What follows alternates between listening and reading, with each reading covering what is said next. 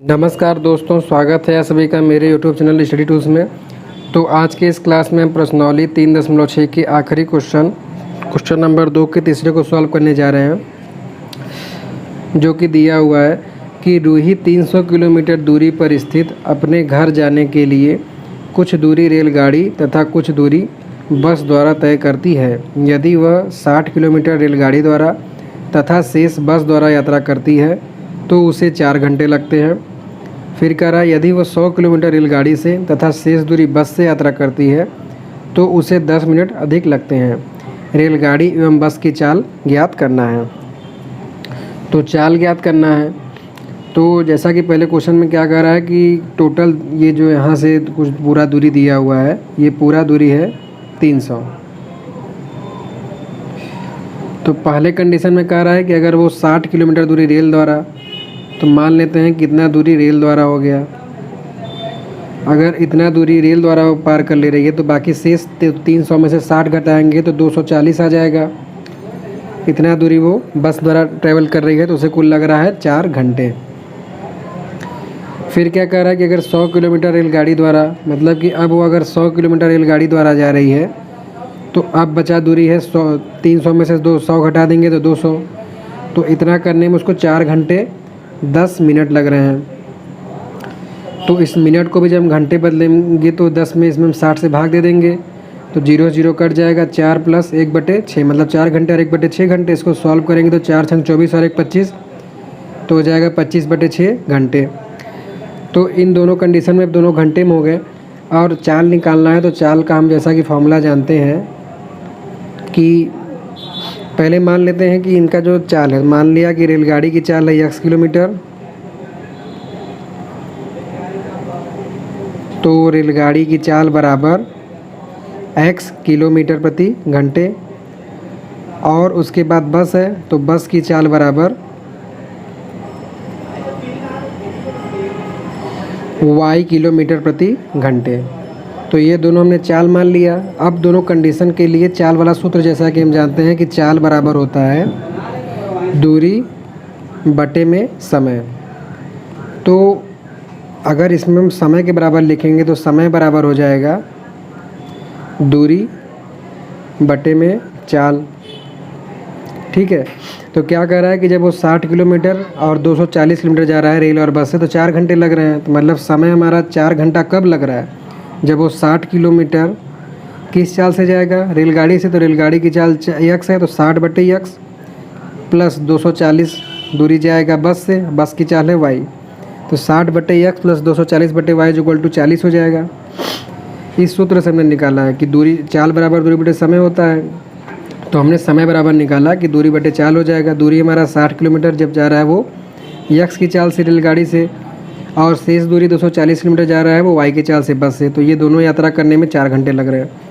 उसी प्रकार से दूसरे में क्या कहा गया है कि जब वो 100 किलोमीटर जाएगा रेलगाड़ी से, मतलब x चाल से, प्लस 200 किलोमीटर जाएगा बस से y चाल से, तो उसे 4 घंटे 10 मिनट मतलब कि 25/6 घंटे लगेंगे। तो यहाँ बटे में जो 6 आ रहा है, अगर इधर इसमें गुणा कर देंगे तो 6 का गुणा 100 में हो जाएगा 600x, प्लस इस 6 का गुणा 200 में हो जाएगा तो 1200/y बराबर 25। तो ये हो गया समीकरण 1 और ये समीकरण 2 हो गया। अब इन दोनों को हल करने के लिए जैसा कि बटे में x आ रहा है बटे में y आ रहा है, तो इसको मान लेते हैं कि 1/x = p और 1/y = q। तो हमने माना कि 1/x बराबर p है, समीकरण नंबर 3, और 1/y बराबर q है, समीकरण नंबर 4। तो इन दोनों को जब उठा के हमने 1 और 2 में रखा तो जब समीकरण 1 में इस मान को रखेंगे तो ये हो जाएगा 60p प्लस 240q बराबर 4। इसको मान लेते हैं 3 4, ये समीकरण 5 हो गया। फिर उसी मान को जब उठा के हमने समीकरण 2 में रखा तो ये हो जाएगा 600p प्लस 1200q बराबर 25। तो ये हो गया समीकरण 5 और ये हो गया समीकरण 6। तो अब इसको हल करने के लिए विलोपन विधि के नियम के अनुसार किसी एक गुणांक को बराबर करना है।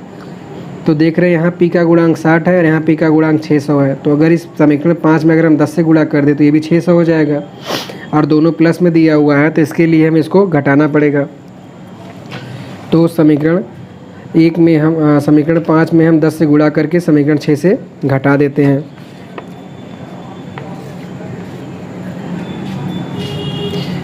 तो समीकरण 5 में 10 से गुणा करके समीकरण 6 से घटाने पर, तो समीकरण 5 में जब हम 10 से गुणा करेंगे तो ये हो जाएगा 600p प्लस 2400q बराबर 40, और समीकरण 6 तो बिल्कुल वैसे ही हो जाएगा 600p प्लस 1200q बराबर 25। तो घटाएंगे तो ये माइनस हो जाएगा, ये प्लस से माइनस और ये माइनस, तो 600p कैंसिल हो गया। अब 2400q में से 1200q घटेगा तो आ जाएगा 1200q, और 40 में से 25 घटेगा तो आएगा 15। तो यहाँ से q का मान निकालेंगे तो आ जाएगा 15 बटे में 1200। अब इसको भाग देना है, तो जिसको भाग आ रहा है तो सिंपल ही कर लेगा, या तो अब इसको ऐसे भी लिख सकते हैं कि इस 1200 को हम लिख सकते हैं 120 गुणे 10, और 120 को जैसा कि हम जानते हैं कि होता है 15 बटे 120 इंटू 10, तो ये 15 से 15 कट जाएगा, 8 गुणे 10 बराबर 80। तो इस तरीके से क्यू का मान आ जाएगा 1 बटे 80। अब इस क्यू के मान को उठा के आप चाहे तो समीकरण 5 में रख दीजिए या फिर समीकरण 6 में रख दीजिए। तो इस क्यू के मान को उठा के हम समीकरण 5 में रखते हैं। तो इस क्यू के मान को जब हमने समीकरण 5 में रखा तो समीकरण 5 जैसा कि दिया हुआ है 60p प्लस 240q बराबर 4। तो यहाँ पे क्यू के जगह हम 80 रख देंगे, 1 बटे 80, तो प्लस 240 और क्यू की जगह हो जाएगा 1 बटे 80 बराबर 4। अब यहाँ 0 से 0 कट गया और 8 त्रिक 24, तो ये हो जाएगा 60p प्लस 8 त्रिक 24 तो 3 बराबर 4। 3 को उस साइड भेज देंगे तो 60p बराबर 4 में से 3 घट के 1 हो जाएगा, और p बराबर आ जाएगा 1 बटे 60। तो इस तरीके से q का मान निकल गया 1 बटे 80 और p का मान निकल गया 1 बटे 60। तो इस p और q को मान को उठा के हम समीकरण 3 और समीकरण 4 में रखते हैं। तो जब p का मान जो कि दिया हुआ 1 बटे x इक्वल टू p समीकरण 3 में हम p का मान रखेंगे, तो समीकरण 3 से जो कि है p इक्वल टू 1 बटे x और p का मान है 1 बटे 60, तो 1 बटे 60 बराबर 1 बटे x, तो यहाँ से x का मान आ जाएगा 60। और जब समीकरण 4 से जब हम q का मान उठा के समीकरण 4 जो कि दिया हुआ है 1 बटे y इक्वल टू q, तो इसमें रखेंगे तो 1 बटे y इक्वल टू q में रखेंगे, q का मान है 1 बटे 80, तो 1 बटे y इक्वल टू 1 बटे 80, तो y का मान आ जाएगा 80। तो इस तरीके से x का मान 60 आ गया और y का मान 80 आ गया। तो x हमने जो कि माना हुआ था क्या कि रेलगाड़ी की चाल है, तो रेलगाड़ी की चाल x बराबर हो जाएगा 60 किलोमीटर प्रति घंटे,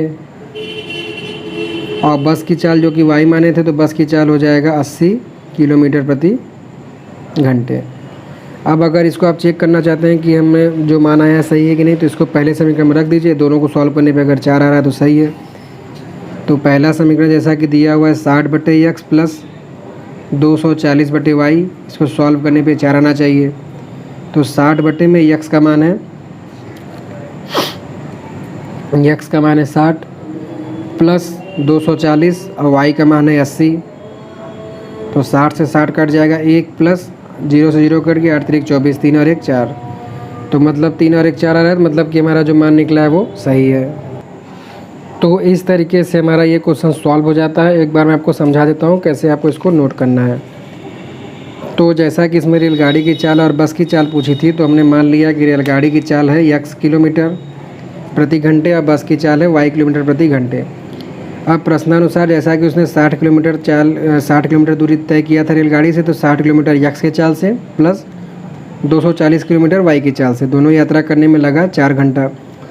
दूसरे में कहा कि 100 किलोमीटर रेल की चाल से प्लस 200 किलोमीटर बस की चाल से, तो लगा 25 बटे 6। ये कैसे बदला है मैंने बता दिया है।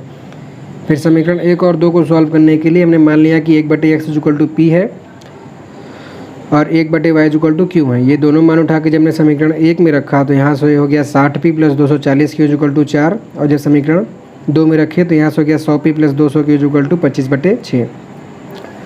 फिर उसके बाद समीकरण 5 और 6 के गुणांक को बराबर करने के लिए हमने समीकरण 5 में 10 से गुणा कर दिया और समीकरण 6 से इसको घटा दिया। तो गुणा करने पर इस 60 की जगह 600 पी प्लस 240 2400 क्यू बराबर 4 दहा में 40 हो गया। घटा दिए दूसरे समीकरण का चिन्ह बदल गया। अब 600 पी से 600 पी कैंसिल हो गया। 2400 क्यू में से 1200 क्यू घटाया तो आया 1200 क्यू इक्वल टू 15 और यहाँ से क्यू का मान निकल गया 1/80। अब इस क्यू के मान को उठा के हम समीकरण 5 में रख दें या 6 में रख दें, दोनों में से किसी में रख सकते हैं। तो मैंने समीकरण 5 में रखा। तो समीकरण 5 जैसा कि दिया हुआ है 60 P plus 240 Q equal to 4। तो 60 पी प्लस 240 क्यू का मान है 1/80। तो 80 से 240 काटे तो 3 हो गया बराबर 4 है। 3 को उधर भेजे तो 4 में से 3 घट के 1 बचा। तो यहाँ से पी का मान निकल गया 1/60। अब इस पी और क्यू के मान को जब हमने समीकरण 3 और 4 में रखा तो पी का मान जब हमने समीकरण 3 में रखा तो 1/x इक्वल टू पी हो गया। तो यहाँ से 1/x इक्वल टू पी का मान है 1/60। तो यहाँ से x का मान आ गया 60 और समीकरण 4 पर जो दिया 1/y इक्वल टू क्यू, तो क्यू का मान 1/80 रखा तो यहाँ से y का मान निकल गया 80।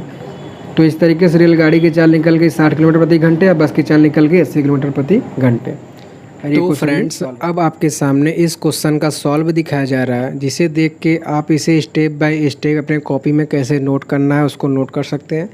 उसके साथ ही अगर आपको बताया गया सवाल समझ में आया हो तो प्लीज़ वीडियो को लाइक कीजिएगा और कमेंट करना नहीं भूलिएगा। अगर आपको वीडियो अच्छी लगी हो तब भी कमेंट करिएगा और बताया गया सवाल में या किसी प्रकार की कोई कमी रह गई हो तो उसको भी हमें सुधार करने के लिए प्लीज़ अपने कीमती सुझाव से ज़रूर बताइएगा। और इसके साथ ही आपने साथ में पढ़ने वाले जो आपके दोस्त हैं, छात्र हैं, उनको भी इस वीडियो को ज़रूर शेयर कीजिएगा, जैसे कि वो भी इन कक्षाओं का लाभ उठा सकें। और इसी तरीके से प्रतिदिन एक नए सवाल का सॉल्यूशन देखने के लिए हमारे चैनल को सब्सक्राइब कर लीजिएगा और बेल आइकन को दबा लीजिएगा। So thanks for watching.